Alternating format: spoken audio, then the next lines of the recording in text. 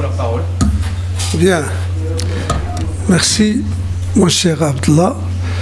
Mes chers collègues, mes chers étudiants, c'est un plaisir d'être parmi vous dans ce colloque organisé par notre département jeune, département génie civil, et donc avec grande fierté de contribuer à la réussite de ce colloque.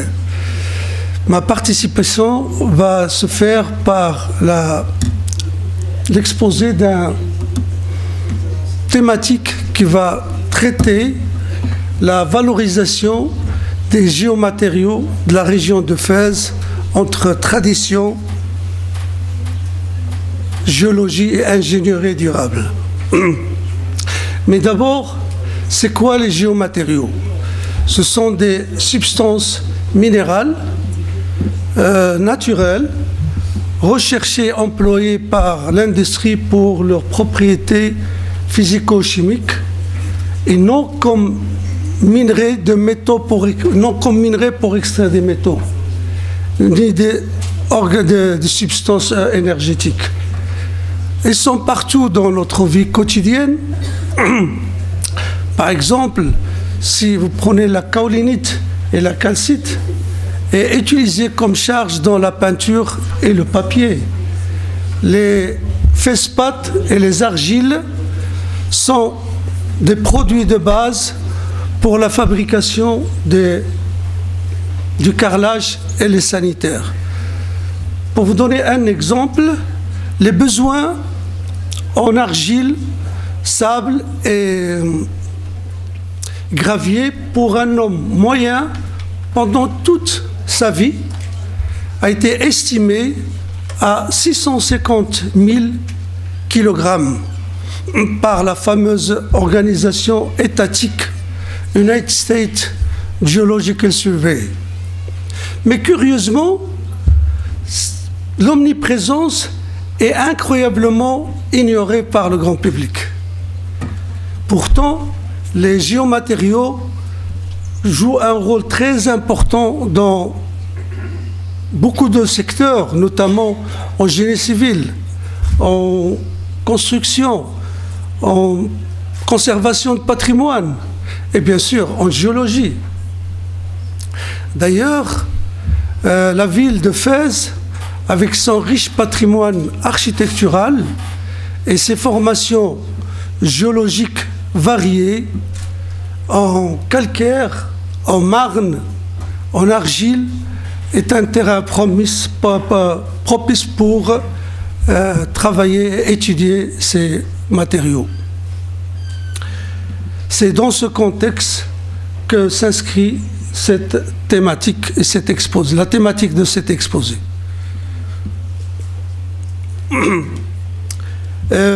En effet, la ville de Fès, cité impériale, est fondée au 8e siècle, dont la Médina est classée patrimoine mondial par l'UNESCO. Et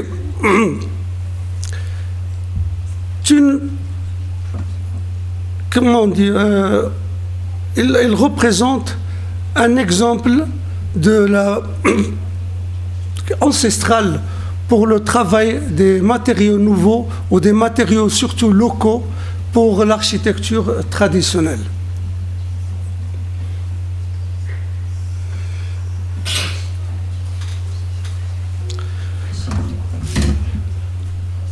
Donc, comme j'ai dit, la ville de Fès, qui est une cité impériale et qui a conservé depuis 1200 ans cette architecture et ces matériaux qui ont été prélevés dans les environs et non pas importés. Donc les matériaux locaux sont principalement la terre crue, c'est de la terre crue avec les marnes. Et là, les marnes, c'est là où je vais me consacrer pour le reste de cet exposé. Ce sont des roches sédimentaires qui se des argiles, mais qui contiennent entre 35 et 65% des carbonates. Et c'est ça ce qui fait leur particularité, et c'est ça ce qui fait que l'artisanat ici à Fès a aussi son caractère exceptionnel, que je vais en détailler par la suite. Donc les marnes, c'est des argiles et des carbonates, avec un pourcentage qui varie bien sûr. Et c'est ce qui représente toute la formation géologique autour de la ville de Fès et qui a été exploitée depuis des décennies, voire des centaines d'années.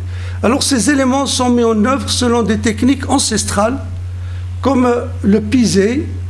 Alors, le pisé, on en a parlé tout à l'heure avec M. Khalifa, et utilisé jusqu'à maintenant. C'est une méthode très simple, très facile, mais qui a apporté des résultats extraordinaires sur la longévité et aussi sur le bien-être à l'intérieur. Il y a le zlige de Fès, très connu, c'est aussi qui fait l'exceptionnalité de la ville par le matériel qu'ils utilisent, à savoir les marnes, et bien sûr le bois sculpté.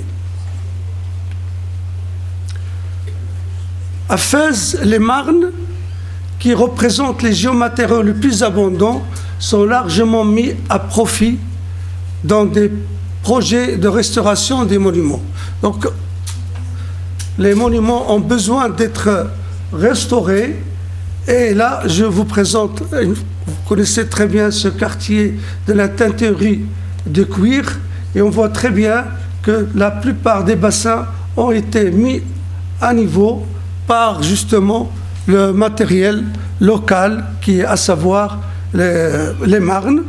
Là, notre photo, mais de loin, et dont le but c'est de montrer que les murs des restaurants et les riads autour, et les hôtels, ils sont également restaurés par ce matériel des marnes. Et à vrai dire, les marnes sont utilisées ici comme des enduits. Ils sont appliqués sur les murs. Ça, c'est des briquettes, plutôt des briques fabriquées artificiellement et qui proviennent d'une carrière, c'est en marque d'une carrière qui se trouve pas loin du centre de la ville de Fès. C'est la carrière, la fameuse carrière de Benjlik. Ici, c'est le fameux lige, pas le fameux lige, mais c'est les poteries caractérisées de la ville de Fès avec le bleu de cobalt ou l'aluminate de cobalt. Je ne suis pas ici pour faire le sous-traitement de l'office du tourisme, mais simplement c'est pour donner une information sur l'artisanat et sur les matériaux utilisés ici. Cependant, donc, il y a la problématique que je vais poser.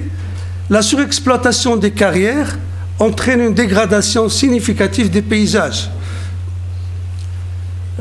d'instabilité des sols, de la pollution également.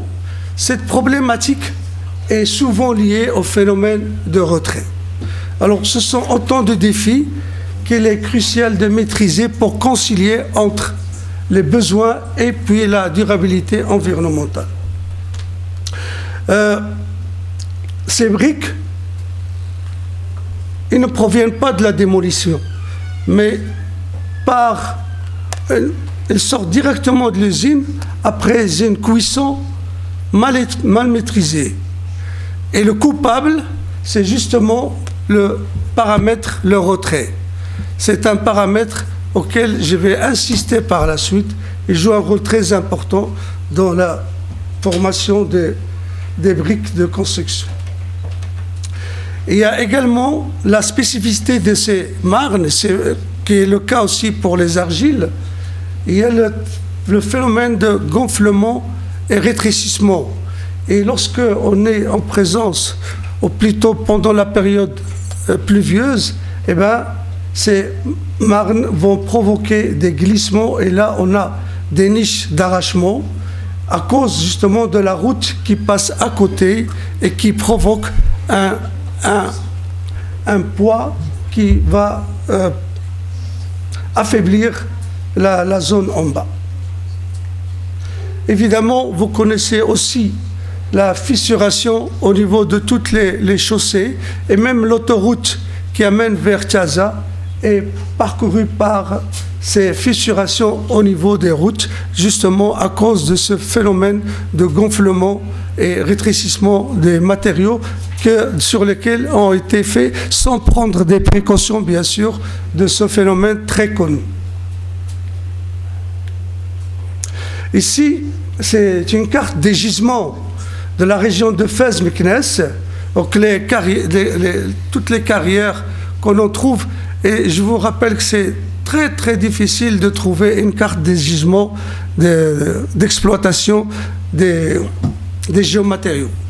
Bref, alors là, on a des carrières d'exploitation autour de la ville de Meknès, des argiles avec des calcaires, avec aussi la même chose ici autour de Fès. Ce sont des argiles, enfin on les appelle les argiles, mais plutôt c'est des marnes, et le tout venant dans la région, dans la ville de Taza, avec aussi des marnes et les gravettes.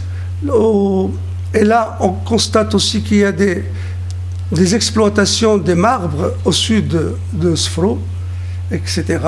Alors là, c'est une photo de quelques gisements d'argile et des marnes autour de la ville de Meknès, de Sfro, et aussi la fameuse carrière de Benjelik dans la région, dans la ville de Fès, et puis celle de Taza. Alors, qu'est-ce que l'étude de cas? Au fait, c'est une présentation des travaux de recherche qui ont été réalisés dans notre faculté à la FST. Alors, pour valoriser ces marnes, c'est ça l'objectif, on a procédé par dopage de ces marnes par différents types de matériaux. Et au fait, c'est pour donner une valeur ajoutée à ces matériaux, puisqu'on en a quand même en quantité abondante. Et je vous signale qu'on a des forages qui ont atteint presque 1000 mètres au centre du bassin de Seyss, composés essentiellement de cette matière. Et c'est l'idée, dès le départ, de pouvoir donner une valeur ajoutée, comme je l'ai dit, pour ces matériaux. Mais avant de commencer, donc les résultats obtenus par le dopage, je vais donner les caractéristiques de ces marnes à l'état brut.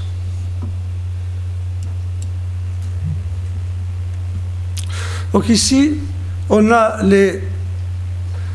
la composition minéralogique des marnes brutes qui ont été prélevées dans la carrière de Benjelik. Comme je l'ai dit, se trouve pas loin du centre de la ville. Et on constate qu'on a l'élite, qui est composée de l'élite de la kaolinite, de la chlorite, aussi de la vermiculite. Et on trouve également un petit peu de smectite, le quartz, qui est le minéral non argileux, et également la calcite. Il a été éliminé parce qu'on a fait des lames orientées et donc on doit acidifier ces produits. Donc c'est la raison pour laquelle, parce qu'elles perturbent justement les résultats des pics des argiles. Alors, bien sûr, je vais me consacrer simplement sur deux paramètres, vu le temps imparti est court. Donc, je ne peux pas parler de tous les paramètres. J'ai choisi deux paramètres essentiels. C'est le retrait et la résistance à la compression. Ou plutôt la résistance mécanique, parce qu'il y a la flexion et il y a la compression. Alors, on constate ici, pour les échantillons de la région de Fès, eh bien, on voit qu'il y a un retrait dès le premier jour qui va retrouver son état initial après le deuxième jour. Donc ça, c'est les caractéristiques de ces marnes à l'état brut. En ce qui concerne la résistance à la flexion, on voit qu'ils ont tous, la plupart sont tous une pression, enfin une résistance mécanique qui dépasse les 2,5 mégapascales prise comme norme par la communauté européenne. Et là, c'est à 900, 1000 et 1100. Ça, c'est la coloration. Aussi, elle est recherchée lorsqu'on va faire comme roche ornementale, bien sûr. Et là, les marnes à l'état brut, ils sont donc la couleur de l'argile crue. Lorsqu'on les chauffe à 900, elles se transforment en couleur rougeâtre à cause de l'apparition des oxydes de fer. Et également ici, il y a une coloration qui est à 1000 degrés. En fait, à 1000 degrés, on fait un métamorphisme finalement. C'est un métamorphisme que les géologues connaissent très bien d'une manière naturelle dans les roches lors du phénomène du métamorphisme. Et là, ce sont des minéraux qui apparaissent et c'est eux qui donnent cette coloration. Et là, c'est probablement attribué à la présence des pyroxènes, le diopside. Les géologues connaissent bien. Là également, ce sont des minéraux plus réfractaires, plus résistants, et c'est eux aussi qui changent la couleur. Alors là, c'est peut-être attribué à la kermanite et la nortite. Pardon. Normalement, je vais...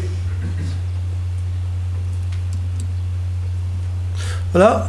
Donc, je vais commencer à donner les résultats de dopage de ces marnes avec différents types de matières et qu'on va discuter les résultats obtenus.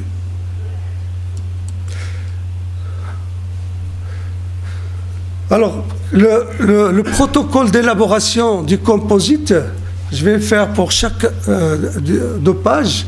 Les marnes, bien sûr, on prend ici de Fès et de Taza, puisque ça s'étend jusqu'à la ville de Taza. Broyage pendant 20 minutes, et puis on va faire avec l'oxyde de fer à 5, 10 et 15%. On va mélanger le solide et on va broyer pendant 20 minutes entre l'oxyde de fer et les marnes brutes. Et on obtient un composite dopé. Alors, pour le retrait, on voit qu'il y a un effet après cuisson. Donc, si c'est les marnes brutes, on voit qu'ils ont un retrait plus élevé par rapport à ceux qui sont dopés à 10 et 15% à 900 degrés. Ici, la même chose. Donc, le dopage avec l'oxyde de fer, elle réduit le retrait de ces marnes. Alors, voyons ce qui se passe pour la résistance mécanique. Eh bien, c'est clair pour la... Ici, c'est un diagramme de la résistance mécanique en fonction du temps. Et là, c'est les marnes brutes en rouge par rapport aux marnes dopées, 15, 5 et 10%. On voit clairement que les marnes les plus dopées, c'est-à-dire à 15%, représentent la rupture ou la résistance la plus élevée. Et également donc, dans le temps, puisqu'il prend beaucoup plus de temps. Là aussi, c'est une valeur qu'on peut exploiter par le dopage justement du fer. On a fait avec l'alumine, avec le manganèse, et qui a donné des résultats très encourageants. Donc j'aborde simplement celui du fer. Alors on a également fait le test électrique. On a voulu tester ces matériaux, ou plutôt la conductivité et l'isolation électrique. Ben ici, je projette la constante diélectrique en fonction de la fréquence. Et on constate que ici, c'est les marnes brutes et les marnes dopées avec 10%. Et on constate que pour les fréquences, les faibles fréquences, eh ben, le milieu, ou plutôt le composite, devient plus conducteur, puisque la constante diélectrique,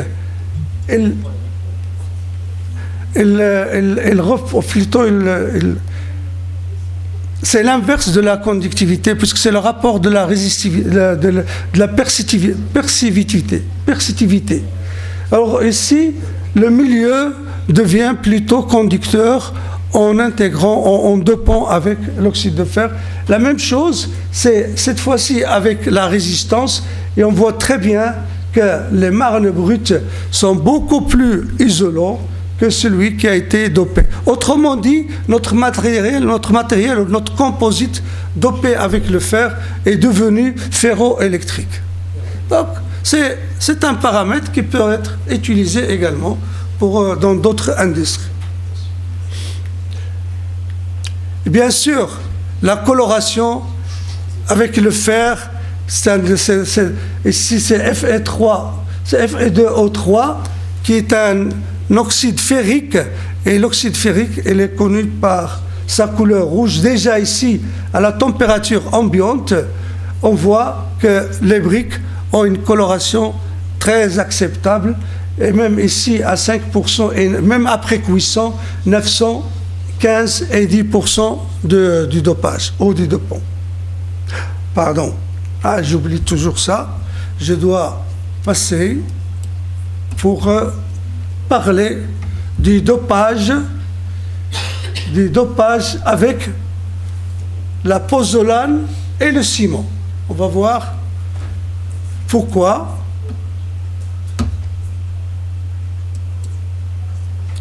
Alors, le protocole d'élaboration consiste à mélanger les marnes brutes. Ici, je vais parler donc avec le dopage avec la pozzolane. Le marne brut avec la pozzolane, broyage pendant 5 minutes, et puis on obtient ce qu'on appelle les agrégats de marne expansée. Ce sont des petites boulettes dans lesquelles il y a du vide. Ah, c'est intéressant. On peut utiliser justement ce vide pour pouvoir faire, vous allez voir quelle est leur utilité. Ça va nous servir pour permettre de faire du béton léger, tout simplement. Alors, le pourcentage en pozzolane, c'est 10%, 15% et 20%. Le choix, d'ailleurs, de ces pourcentages, il se fait avec l'aide également de la bibliographie. On fait le benchmarking avec d'autres travaux qui ont été faits à l'échelle internationale. Donc, ce ne se fait pas par hasard. Alors là, il y a ce diagramme, au fait, il me paraît intéressant. Pourquoi? Parce qu'il aborde l'énergie absorbée par le matériel lors de l'essai de la calorimétrie différentielle à balayage. Et on voit cette courbe en fonction du temps, on voit que les marnes brutes représentent l'énergie absorbée le plus élevée par rapport aux marnes. Ici, c'est les marnes à 5%, et là c'est 10% dopé avec la pozzolane. Et il est évident qu'après ici 4 minutes, l'énergie absorbée est quasiment nulle. Autrement dit, le milieu, il devient isolant, il ne perd pas de la chaleur. L'énergie n'est pas perdue avec 10% de la pozzolane. Et là, je vous ramène par exemple à la réglementation qui est actuellement en vigueur. Je parle par exemple de la France. On a fait un classement énergétique des appartements, ou plutôt ce sont des classes qui vont de A jusqu'à G. A, c'est les plus performants, B, etc. Et on a exigé aux propriétaires, et surtout aux propriétaires, de rénover dans le cas où leur appartement est gernifore, donc il dépense ou il dissipe beaucoup d'énergie. C'est dans le but, bien sûr, qu'à l'échelle nationale, on gagne de l'énergie au lieu de le faire perdre par justement les habitants. Et même mieux, ils ont exigé à ce que les propriétaires ne peuvent pas louer leur appartement que si ils ont rénové leur appartement et les ramener à un niveau beaucoup plus acceptable, notamment le A, le B, voire le C, c'est déjà pas mal. Et plus vous avez cette certification de votre appartement, plus le loyer devient plus cher, parce que vous avez quand même moins de consommation, et parce que aussi vous avez dépensé de l'argent pour la rénovation. Et l'État, elle finance une partie importante dans cette rénovation. Donc pour vous dire que ce paramètre, il est très utile. Bon, ici, on ne l'utilise pas beaucoup, mais c'est dommage. On aurait pu l'utiliser. Alors, maintenant, c'est le dopage avec le ciment. Avec un pourcentage de dopage de 3, 6, 9 et 12%. Et là, une grande surprise. La grande surprise, c'est qu'ici, on est à une température de 25 degrés. Et à la température de 25 degrés, on constate, voilà, c'est ce qu'on appelle la courbe de Bigot, excusez-moi. C'est une courbe qui met la perte de poids en fonction du retrait linéaire. Et on constate que le marne dopé à 12% a un retrait nul, ce qui est extraordinaire, par rapport au marne brut, ici. Et bon, il y a quelques perturbations au niveau de 3% et 6%, mais celles de 9%, elles viennent juste avec un petit retrait. D'ailleurs, je vais montrer cette photo-là qui montre les limites ici à 12% par rapport au marne brut. On voit l'écart qui est quand même plus élevé par rapport aux autres ici à 3, 6 et 9%. Alors on va voir après, qu'est-ce qui se passe avec la cuisson? Alors, catastrophique avec la cuisson. Le retrait, ici, vous avez les marnes brutes, les marnes dopées à 3%, 6%, 9% et 12%. 12% tout à l'heure qui était à 0. Regardez, là, elle est carrément à moins 8, à 800 degrés, et puis elle passe, il gonfle vers 6%. Donc, quand on fait la cuisson, nos dopants deviennent inutiles et inopérants. Peut-être ici, avec 3%, il y a une différence qui est acceptable. Alors, voilà, donc à 500, alors on a vérifié la résistance à la résistance mécanique. Et surprise, intéressante d'ailleurs, c'est qu'on constate que les marnes dopées à 12% et à 25 degrés. Pourquoi j'insiste sur ce paramètre? C'est que ça ne va pas nous coûter de l'argent. C'est moins cher. Et c'est celui-là qui représente la résistance la plus élevée. Donc, si on dope nos marnes avec 12% de ciment, on gagne dans le retrait et dans la résistance sans perdre de l'argent dans la cuisson avec 711. Inutile. Donc ça, c'est une découverte extraordinaire qui a d'ailleurs été publiée dans un article. Alors, comme je l'ai dit au début, on va essayer de faire un béton léger. Un béton léger, pourquoi? Pourquoi on a pensé à un béton léger? Parce qu'on a les fameux agrégats expansés, ils sont connus chez les constructeurs immobiliers. Donc, le sable et le ciment avec des marnes expansées. Et on a 2 volumes de sable avec un volume de ciment. Le pourcentage des billes expansées, on va les faire et on va essayer de voir quel est le pourcentage le plus adéquat pour nous en tant que matière exploitable. Alors, là encore, la norme européenne pour les bétons légers ne doit pas dépasser 2000, c'est entre 800 et 2000 kg par mètre cube.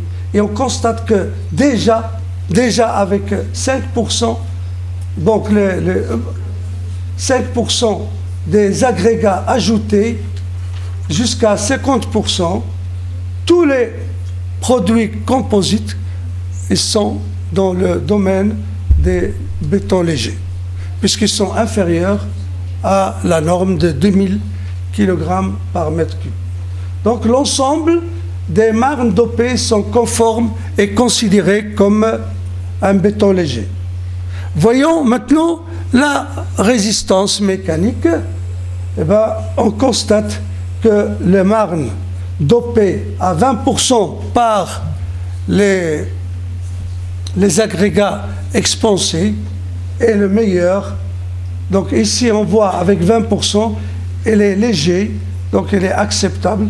On peut procéder et considérer que le dopage des marnes avec la pozzolane et le ciment, le pourcentage des agrégats ajoutés, c'est celui de 20%. Voyons maintenant ce qui se passe lorsqu'on va doper avec les déchets miniers. Vous allez me dire, pourquoi les déchets miniers? Eh bien, parce que justement, ils posent un problème énorme dans l'impact de notre environnement. Les déchets, lorsqu'il y a un exploitant qui est... Alors, je ne vais pas dire un mauvais mot là-dessus. Ben, les exploitants des miniers, lorsqu'ils terminent, ils abandonnent la mine. Et lorsqu'ils abandonnent la mine, ils laissent ces déchets ici, non à l'abri des intempéries. Et les eaux de pluie, et surtout les sulfures, eh ben, ils sont lessivés et libèrent de soufre qui est oxydé avec l'oxygène et l'eau, et ce qui fait la fabrication, la production de l'acide sulfurique. Évidemment, un acide qui va s'infiltrer à travers les nappes, à travers les ruisseaux, va être très nocif, non seulement pour la faune, mais aussi pour les humains et pour la flore. Alors on a dit, pourquoi pas faire un essai avec ces déchets. Si on arrive à les stocker dans nos marnes, ça sera une bonne chose, ou au moins un certain pourcentage. Voilà l'objectif. Donc le dopage se fait à 10%, 20, 30, jusqu'à 50% de terrils. Les terrils, chez les géologues, c'est les déchets miniers en général. Ces déchets que nous avons pris ici, ils proviennent pas de la région de Fès, mais ils proviennent de la mine de Nador de Fès, de Nador. Donc ici, donc ça c'est le fameux broyeur Agathe qui nous a servi. Donc je n'en ai pas parlé, je dois quand même en parler parce qu'elle a été très très utile.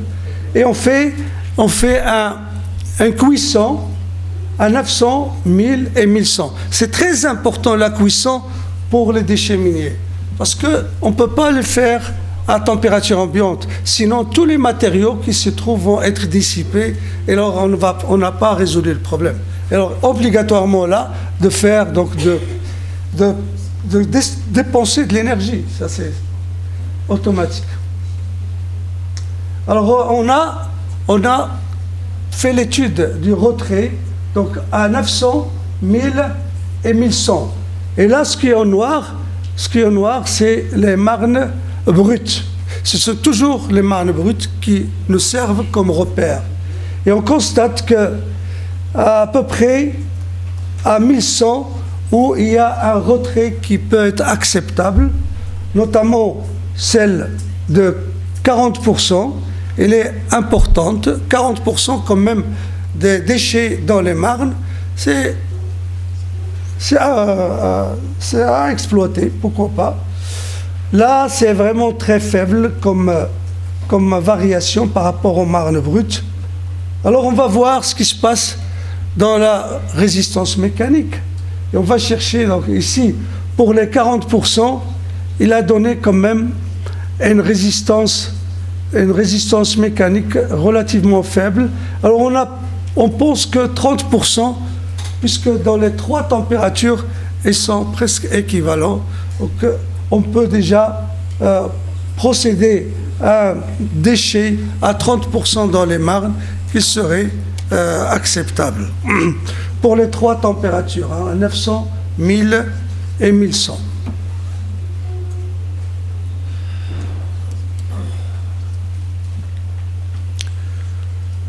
Donc là, le dopage des marnes avec la cellulose et la pozolane.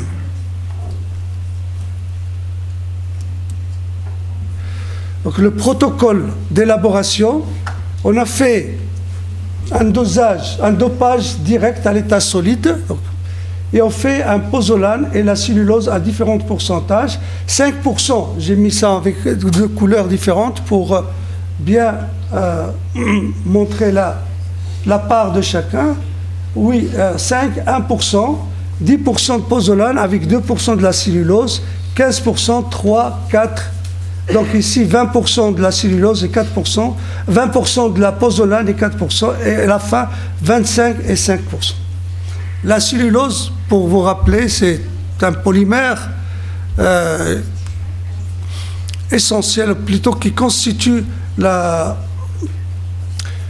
un élément essentiel des parois des cellules végétales. Donc, il est très abondant, on le trouve partout dans le commerce. On fait un broyage de matériaux bruts, que savoir les marnes. On fait le composite, c'est-à-dire le mélange avec un broyage jusqu'à 0,03 mm. Et puis on façonne les briquettes et les cylindres et on fait l'étude à l'air libre, etc. Et on détermine les caractéristiques. Bien. Alors regardons le retrait de ce dopage avec la pozolane et la cellulose, tous les deux. N'oublions pas que ici la pozolane, il apporte une densité plus élevée pour n'importe quel matériel, alors que la cellulose, il a tendance à l'alléger. Donc on a joué sur cette contradiction pour les deux matériaux. Alors on constate dans cette courbe le retrait en fonction du jour, et que les marnes, ici, les marnes dopées à 20% et 4% représentent un retrait pratiquement nul. À l'inverse, ici, des marnes brutes, où ils sont, comme d'ailleurs les autres, avec un pourcentage relativement élevé, mais les marnes de 20% et 4% représentent vraiment la composition la plus adéquate et la plus exploitable. Reste le problème de la pression. Quel est son comportement à la pression mécanique? Et là, c'est le jackpot, si vous voulez, hein, si j'ose dire, parce que lorsqu'on reçoit des informations comme ça, on est heureux d'avoir des résultats intéressants et performants. Et regardez ici, la résistance à la flexion, et on voit très bien que les marnes brutes ici, par rapport aux marnes dès qu'il y a justement 20% de pozolane et 4% de la cellulose, représentent la résistance la plus élevée. Attention, lorsqu'on va, vous ne voyez pas le E. Le E, c'est 25% et 5% de la pozolane. Elle se détruit rapidement. Donc, c'est vraiment une limite. 20% et 4%, c'est la limite pour faire ce matériel composite. Et pourquoi à 25 et 5% de la pozolane, de la cellulose, il se détruit? C'est tout simplement à cause justement de la cellulose qui affaiblit, voilà, à cause donc de son expansion et sa destruction. Il se détruit après dopage.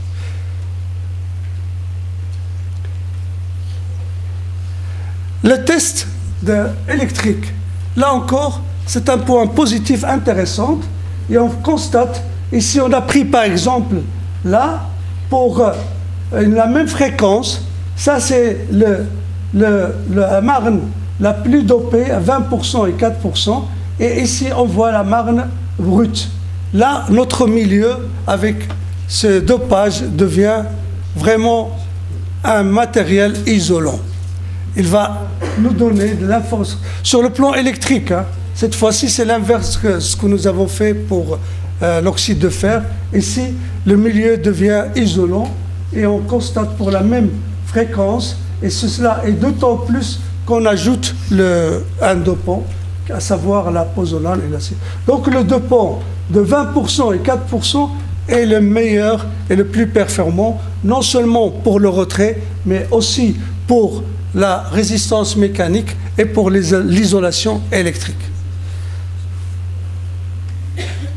Voilà, ça c'est les briquettes qui ont été réalisées après le dopage avec la pozolane et la cellulose.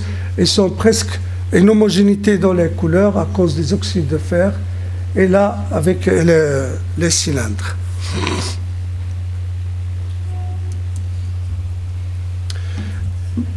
Dernier essai, plutôt modèle, protocole, c'est le dopage avec des marnes avec le polyéthylène glycol.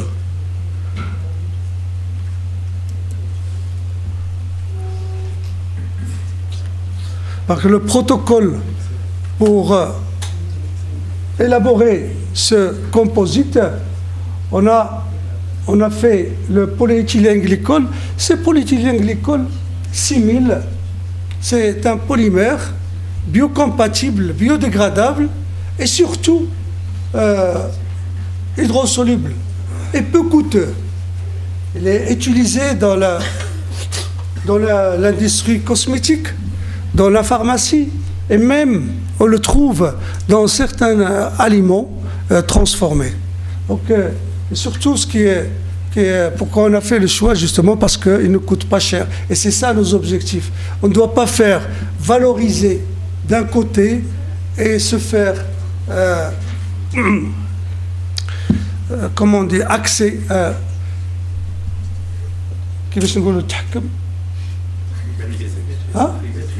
Non,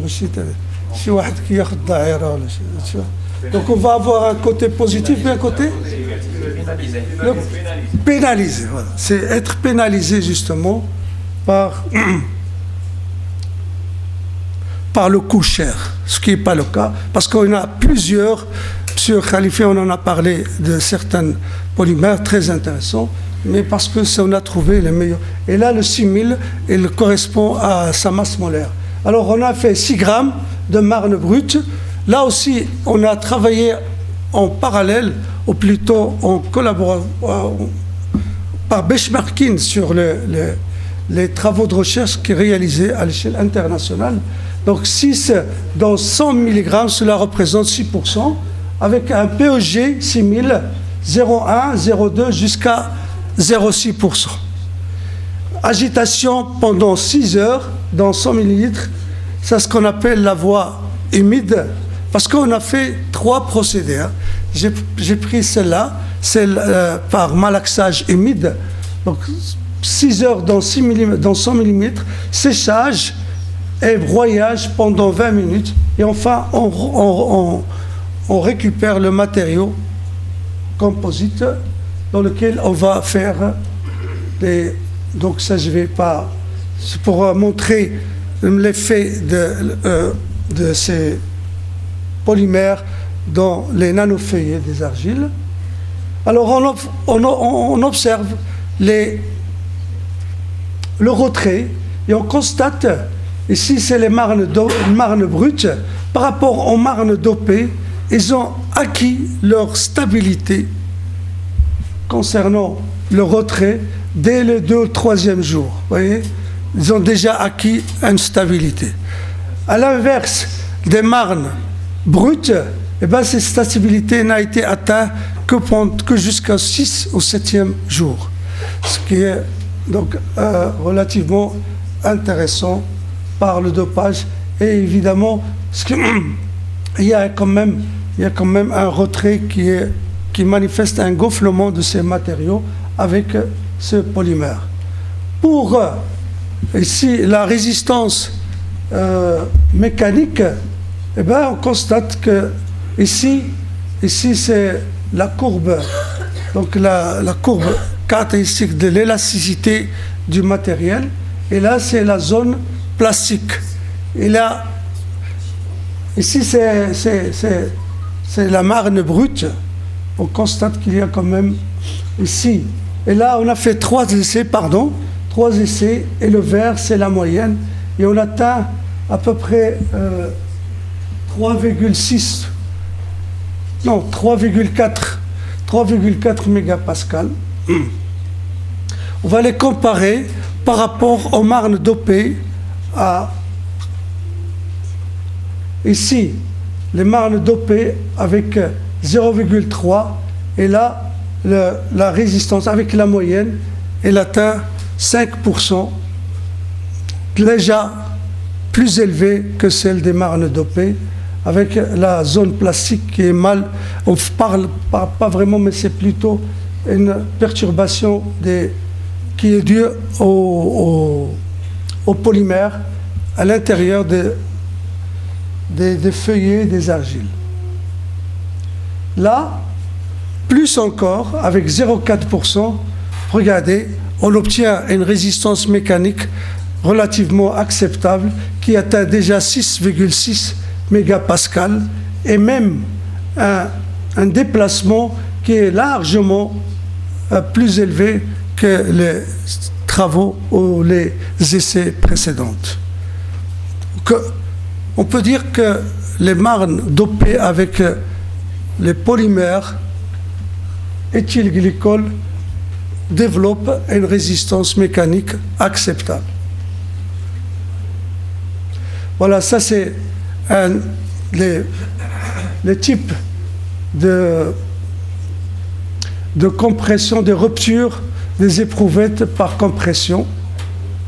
Je rappelle que ces éprouvettes, ils font 30 mm de hauteur et 25, non, 30 mm.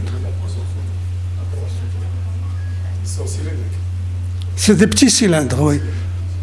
Et et là, je tiens à remercier énormément le département de génie mécanique qui nous ont bien ouvert leur laboratoire pour justement faire tous ces essais que vous avez vus. Alors, pour les perspectives et recommandations, donc on cherche, comme je l'ai dit, un matériel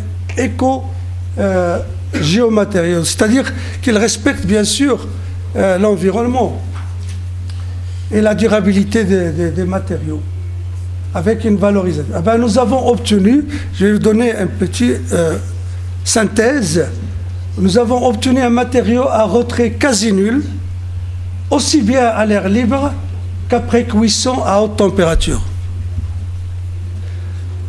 Le matériau développé qui peut être utilisé comme béton léger, 20% d'agrégats expansés, adapté à la construction moderne. Et combien on a besoin justement d'un matériau léger pour plusieurs types de construction. Les mares avec le ciment à 12% et non cuites, c'est-à-dire à 25 degrés. Et c'est important d'insister parce que, comme je l'ai dit, ça ne coûte pas de l'argent, représente des performances tant sur le plan énergétique que sur la résistance mécanique. Les marnes dopées avec 20% de pozzolane et 4%, comme nous l'avons vu tout à l'heure, représentent aussi des performances bénéfiques exploitables sur le retrait, la résistance à la flexion et sur l'isolation électrique. Le matériau présente de bonnes performances d'isolation thermique avec un impact carbone très faible, voire négatif sur l'ensemble de son cycle de vie. Et puis, comme l'intégration de 30% de déchets miniers, dont la formulation permet une réduction significative de l'impact environnemental de ces déchets, parce qu'ils sont stockés. On a fait la même chose pour les déchets radioactifs. C'est le même principe. Pour les déchets radioactifs, on a essayé justement de le stocker dans des argiles par le phénomène vitrification. Parce que quand on chauffe, on va provoquer une vitrification des minéraux. Et vous savez, le verre, c'est le verre que nous consommons, il est très imperméable, il est très solide. Et encore une fois, ça je ne l'ai pas dit, c'est qu'on a fait les tests de l'exciviation avec 30%. Il n'y a pas de contamination. Donc il n'y a pas de dissipation des éléments par ces déchets après test de l'exciviation. Ce développement s'inscrit dans une logique de circularité des matériaux visant le zéro déchet industriel et enfin elle s'avère comme recommandation nécessaire d'instaurer une collaboration entre chercheurs, artisans et collectivités. Moi, je vous parie, par exemple, qu'il n'y a aucun représentant de la collectivité de Fès n'est venu voir ce qui se passe dans ce colloque. Et pourtant, combien intéressant comme information pour cette collectivité. Bien. Merci de votre patience.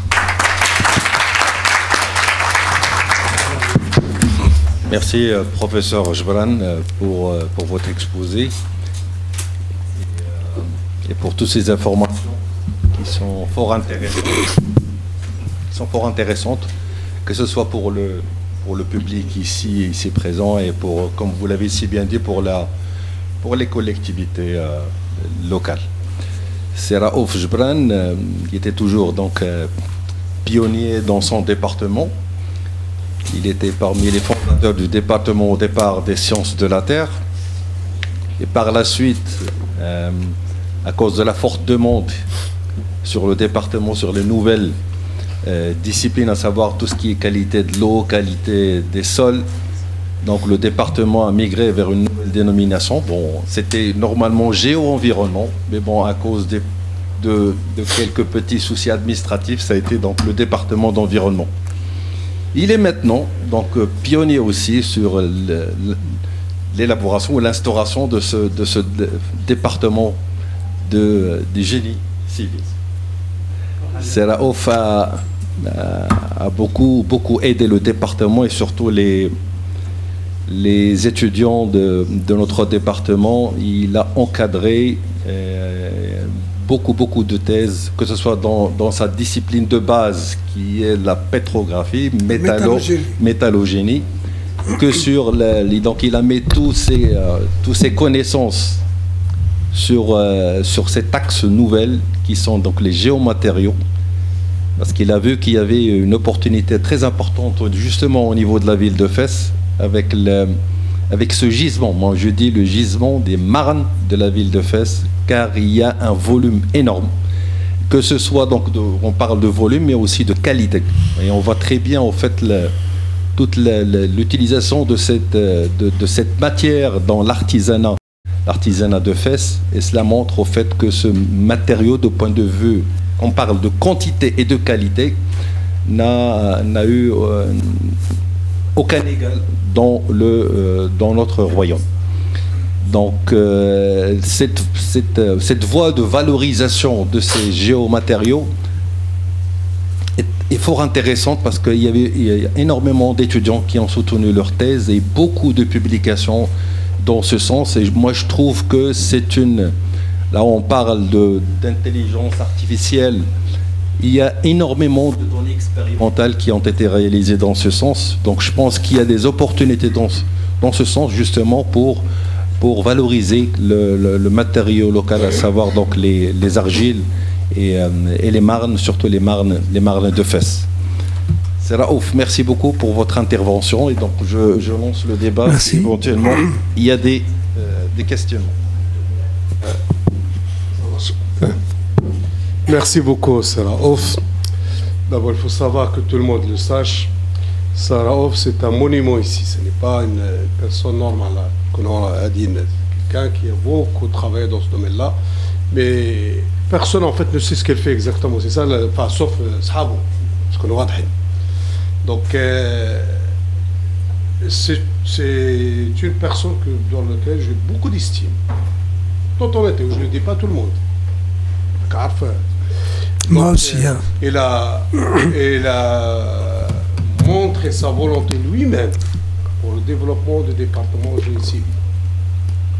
C'est sa propre volonté. C'est un témoignage. C'est un pionnier, mais c'est un fondateur, bien entendu. Il est avec beaucoup d'idées. On a discuté énormément, bien sûr, où il était très content aussi de dire à Jasmine No, bien entendu, le fait d'avancer dans ce projet-là, pour l'histoire, pour le témoignage, n'a rien à. Donc pour la vérité, tout simplement. Maintenant, je reviens à la partie scientifique. Moi, j'ai deux remarques. La première remarque, en fait, vous prenez des subprophètes à 3 mm, donc vous le prenez dans quelle norme? Parce qu'en tant que mécanicien, je sais qu'il y a des normes, bien sûr, d'expérimentation, et il y a des hauteurs qui sont précises dans les différentes normes qu'on connaît. Moi, 3 mm, pour moi, j'aimerais bien avoir une explication. Ça, d'une part. Et pourquoi vous prenez des subprophètes cylindriques et pas cubiques? Et troisième question, quand vous parlez de la résistance mécanique, en fait, ce que j'ai compris, d'après bien entendu les travaux, c'est vous parlez en fait de la résistance mécanique de rupture, c'est-à-dire après écrasement, c'est ça? C'est-à-dire que vous faites un effet de compression et bien entendu jusqu'à l'écrasement. Donc, et vous dites ça, c'est très important pour connaître un petit peu. Mais on aimerait bien être sûr surtout de la norme, pourquoi 3 mm? Est-ce que 3 mm, c'est pas très petit par rapport ce n'est pas 3 mm, c'est 30. 30 mm. C'est 30 mm. C'est 3 cm. Donc voilà, c'est différent. Ça change beaucoup. Ça dépend. 3 cm, bon, le mécanique en a à peu près 12 cm. 12 cm. Donc, selon une norme, je crois. Tout à fait. Ce n'est pas par hasard, ça a été pris justement sur. Des questionnements, je ne suis pas spécialiste, là, je pose une question pour comprendre, tout simplement. Oui, bien sûr. Ceci dit, Seraouf, qu'il y a une chose qui, c'est une remarque personnelle. Les travaux de Seraouf, une publication un peu plus vulgarisée, c'est-à-dire un livre. Ça veut dire, il faut que tout le monde le sache. Il y en a un chi. C'est pour tout le monde. C'est pas du domaine, il sort du domaine scientifique pour le rendre un petit peu plus utile.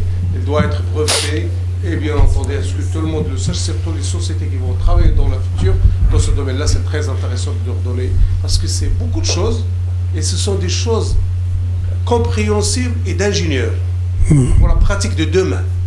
C'est pas attendre. Vous avez fait bien sûr tout le côté scientifique. Bon, les scientifiques, ça reste un petit peu entre personnes académiques, mais bien sûr, il faut sortir ça du côté académique, du côté vulgarisation, c'est-à-dire les gens qui vont travailler dans ce domaine-là. Et merci beaucoup. Merci beaucoup, mon cher ami. Tout d'abord, je tiens à présenter mes remerciements au professeur Raouf. Je découvre aujourd'hui, je savais que vous avez des talents en géologie, au football. Et là, je découvre des compétences de physicien, parce qu'il y a beaucoup de choses de physique là-dedans. Donc moi, j'ai quelques questions juste à titre de curiosité. Concernant le premier dopage en fer et oxyde, vous avez, bien sûr, ces matériaux, ils ont beaucoup d'avantages, et vous avez étudié la conductivité électrique. Pourquoi la conductivité électrique et non pas, par exemple, la conductivité thermique? Ces matériaux sont utilisés surtout dans le bâtiment, dans les... Oui, tout à fait. On a fait pour tous les dopages, on a fait justement la conductivité thermique pour ces produits. Mais il y en a qui ne donnent pas des bons résultats, c'est pour ça. Et en plus, comme je l'ai dit au départ, j'ai pris soin de parler simplement du retrait et de la résistance mécanique. Alors, parfois, comme j'ai vu certains diagrammes qui me paraissaient rapides à expliquer sur la conductivité ou sur l'électrique, la constante diélectrique, là, je l'ai mis pour 2. Mais pour les autres, on a fait, par exemple, tous les tests électriques, notamment pour les autres, pour celui du dopage avec le polyéthylène-glycol. Il a donné des résultats intéressants également, dans le sens d'isoler le milieu. Oui, mais comme si j'ajoute juste un seul paramètre de plus, eh ben, il faut doubler l'heure de l'exposition. Il faut la doubler en 2 heures. Parce qu'il faut à chaque fois ont donné les résultats et ont discuté. Ça va nous faire 2 heures. Donc c'est pour ça les 2 paramètres, pour moi, j'estimais que sont les plus utiles. Un deuxième point.